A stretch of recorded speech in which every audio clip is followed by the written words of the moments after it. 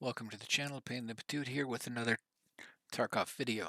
This one I've just completed, which is bullshit, and it is one of the most annoying tasks in the game. So what you have to do is you have to go to a particular car on the bridge that is elevated over the river between where the little sheds are and the extractions are, and Big Red, if you know what that big shed is, where you have to go and get a bunch of stuff inside the customs office. You then have to get to the third floor of the dorms without, basically without shooting any scavs or scav players, and that's the tough part.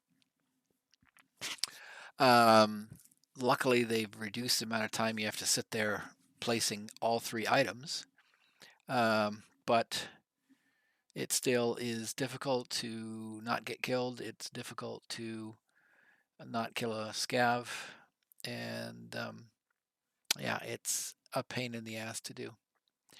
So I would take in enough equipment. So I went in at night thinking that was going to be the answer, but I got killed numerous times for people um, just camping.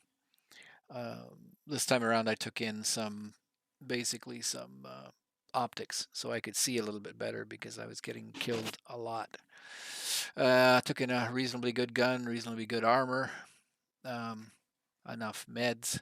Didn't bother with a backpack because I didn't want to give myself the opportunity to start looting things, and because I've died before. So this loadout made it. The one thing I recommend is bringing in some rubles. At least I think it's 5,000 you have to bring in to get the taxi. That's the black SUV that's idling outside the dorms in the hole in the wall. So that's the quickest way to do it, is get it done, and then to avoid getting shot or having to shoot any scavs, I usually try to get the SUV. Problem is, did it one time, and I'm crouching by the SUV waiting for it to leave because it has a long timer to leave. It's almost 60 seconds, I think. And then I hear crunch, crunch through the bushes, and I'm thinking, I see a flash of a guy running along the wall and think, oh, it's a PMC. I can engage him. I kind of hesitated a little bit, but he got too close for comfort, and so I shot him, and he was a scav player. So that I lost everything, because if you don't make it out alive, you got to come back, and that's a pain to do. So you gotta have to go. First of all, what do you need? You need a roller. Uh, there we go, roller. It's about 48,000. Or you get them you get a couple for rewards, and you can find them in safes and stuff. Then you need SV98. I don't know how much I would hesitate to take anything in below 60%, just in case. But you can at least buy it from Prep or for 50. But here you can see there's one that looks to be okay. Do inspect it to see if it looks all right. Yeah, it seems to be full. This one's only 35 or 38, so that's a cheap price. And like I said, take in money, and I believe it's 5,000. I just happen to have a loose bundle after selling some stuff at 20, so I threw it in. First aid, of course, um, because you can, like, if you get hit by scavs or they're shooting at you, run, ignore them. So you do want to have a good med kit to survive with. All right, so that's the kit that I did, and then I'll show you. It will be nighttime. I will show you how I completed it. Okay. Okay, so here we are into the game. This raid, I got my night vision on. I popped in a fairly good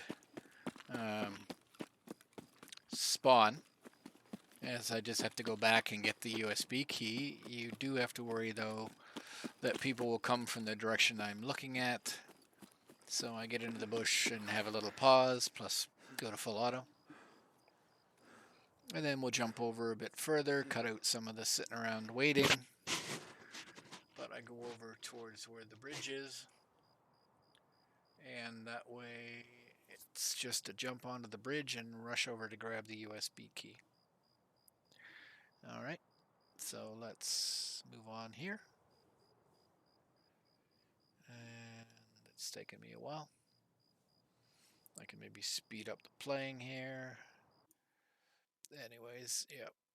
So, stop here, and before I jump onto the bridge, I hear some movement. But I'm just checking around because, again, like I said, there can be people coming from the left. That is a spawn point. And very shortly, I hear the sounds of footsteps. So the chance or the question is, do you attack them or not? And the answer, there's the footsteps. I let them go because I don't know whether they're player scavs or scavs or whatever. I can't see them, so I don't know what they are. And sure enough, if I had went after that first guy, his buddy's coming along. So again, don't know what he is. You can't kill scavs or scav players on this raid, so I'm letting them go. And then at this point, I gotta give a few seconds to make sure they're clearing the area. I want to see that they are. Yeah, see there, he stopped. So I have to wait. And that's good. Anyway, speed this up a bit. So I jump over the fence. And I go get my USB key in the back of this car. Walking instead of running because I want to keep the noise down. Those guys did pass me. There's the USB key. Okay. Now I want to clear. And what I have to do is watch out for players and for scav players. So if you can see over there by the ice cream shop, that's what that is. There's a scav, more or less, and he's running away. That allows me to slip in a bit behind him, but again, I can't engage him. So I got to figure a way to get around him. So jump the railing down into the ditch and use the edge of the road for cover. And then I get close to where I think he might be. Come back up to the top here. And now I want to get past him. So I'm going to run for it. And you can actually see him to the left as I take off. There he is by the storage container. So I veer a little bit to the right. But no engagement. So that was lucky. That's why you want to have lots of first aid, because if they shoot at you, you just have to let them shoot. Unless you can positively identify them as a player, and you have to let it go. So we'll pause up here. And I cut out some stuff here. I'm moving close to the dorms. And again, taking it easy because immediately I hear somebody coming out. So I back off. Again, I could have taken them, but I don't know what kind of player they are. I would say with all that stuff, they must be PMCs, but I don't want to engage them because I don't know for sure. Plus, I'm here to do the task. So you have to know when to take your fight and when to not take a fight, especially when you're like me and you're playing as a solo player most of the time. So let's go here, sneaking up to the building. The top door is open, so hopefully they've cleaned out any scavs that might be there. And then I'm going to go, this is the top of the stairs from the lower levels, and here's all the garbage bags and place.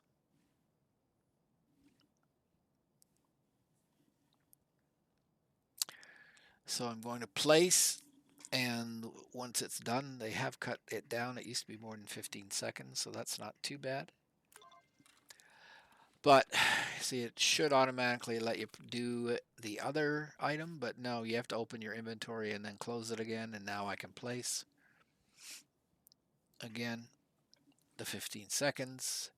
I'm hoping against hope that no scav comes walking in, or at least if it's a player, I can take them on. So again, I look around, make sure it's clear. Open my inventory, close it, and now I can place the third item.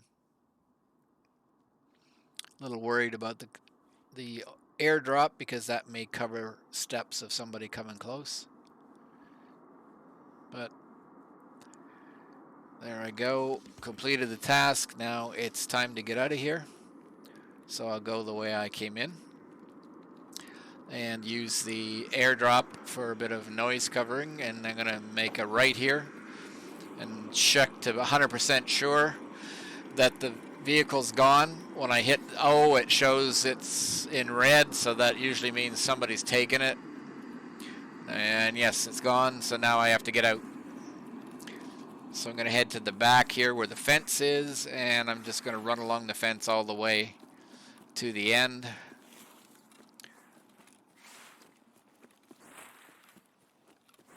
And keep moving here. I'll skip along a bit. Yep, skipped a little bit too far because I did chop this out, and here we go. I'm going to the exit, and you should know this exit. So I'm complete. Not going to bother checking the stash over there. Just want to get out. So I did chop out a little bit at the end, just because all you're going to see me is running along the fence. Exit located. And we're done. So that is bullshit.